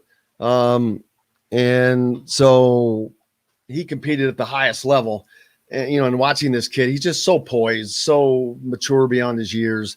He just reminds me a lot. I think, man, he just reminds me of Drew Brees, a Texas kid. He's 6 foot. So you talked about it. You got to have that chip on your shoulder, because down in Texas, man, you're playing against the best of the best. And he's 6'1". You probably got some 6'3", 6'5" guys, but you get a little knock on. But just makes him play that much harder, and the numbers show it out. You can't put those kind of numbers up and not be successful. Not at 6A Texas. I mean, those are legit numbers. Yeah, Russell Wilson isn't the biggest guy either. So you've got the hole in the box. You have to be the 6'5" kid, whatever. It's somewhat ideal for a quarterback, but it's not. You can find guys that. Definitely. And Tom Allen is in this position where, he's still in that position where, sometimes you have to, take take risks on those kind of guys. Unlike it's the same thing with basketball too, right? Everyone is obsessed with the 6'4", the 6'5". Oh, you can't recruit a guard under 6'3". Says who? There have been plenty of successful guards that are 6 foot and 6'1". Maybe it makes it a little harder switching defensively, but sometimes you get the offense from them. Sometimes you get the shooting, and so I don't like when when people that recruit, have a box in terms of how big or how strong someone should be, and not look at some other intangibles. Yep, got a lot coming up here this summer. We got the Olympics. Tons of Indiana athletes will be involved in that. Yesterday we had the great conversation. Mr. Gent, a Paralympian. So that was awesome. But there's tons of Indiana athletes, IU athletes competing in these Tokyo Olympics. The numbers are staggering to me. Even high school kids. That's mesmerizing that a high school kid could have the wherewithal mentally and physically to compete with the best in the world. Yeah, and how about Lily King? And we've got NIL coming this week, and I asked Lily King about that, and she was like, "Hey, that's great, but would have been really nice 2 years ago when I was still in school, because she could have made major bank in endorsements after winning those 2 gold medals in Rio, and she chose to hold back that financial reward to swim in Indiana because she wants to swim for her home state school, but in the process probably sacrificed hundreds of thousands of dollars in endorsement possibilities. Now these athletes, even from the Olympic sport, if someone from IU does really well in the Olympics, they're going to be able to cash in, and they're going to be able to monetize for that celebrity. Absolutely, and you wish that those guys could go back and benefit from that somehow, especially Lily King. I mean, I think she's got another Olympics in her, maybe, but if she was done, I guess she would go on to swim professionally. That is there now where it didn't used to be, but again, when you're winning a gold medal, the value of a gold medal is immense to companies like Coca-Cola. Well, it's not to give them, free, but those big brand companies, that's worth millions of dollars to them. And you're right. And it cost her probably more than hundreds of thousands up to this point now. It's probably in the 7 digits, I would say, because not of only what she has done, but of how she carries herself. She's a great role model. She's a teacher. I mean, she's the American kid, American girl. I mean, what corporation would not want her representing them, which I'm sure she will be doing that at an alarming rate, but grateful for her.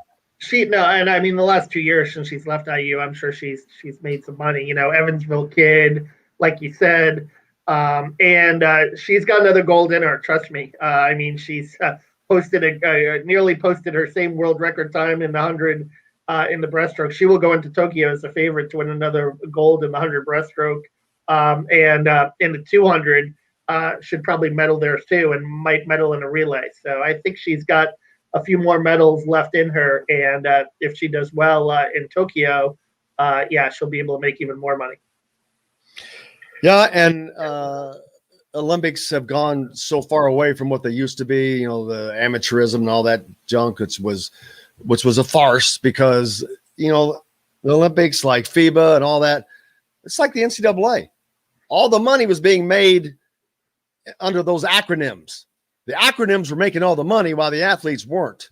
And finally, that has changed. So what's coming up for you this week, man? What you got going?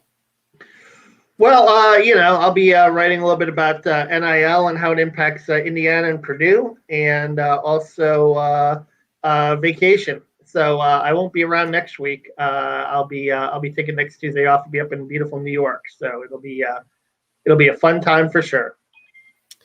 Man, oh man, everybody gets a vacation but me, I think. Going to Queens.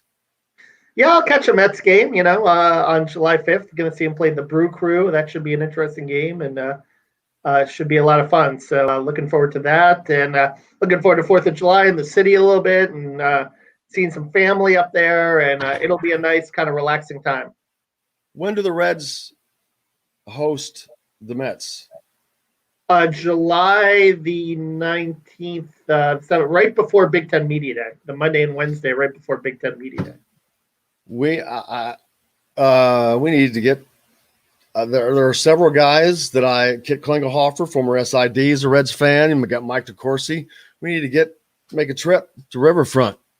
Yeah, it'd be fun. Yeah, to Great American Ballpark. Actually, what day is that on? Well, Monday and Tuesday are night games, and Wednesday's an afternoon game. Wednesday's at 12:30. So I'm thinking go up, catch a night, go up and do some golf and maybe catch a night game, and then the day game. Yep. All right, it sounds fun, man. I haven't been to the ballpark as just a fan in a minute. That's a rare thing to get to do, but looking forward to it. I can't thank everybody enough today, man. It was another fun show.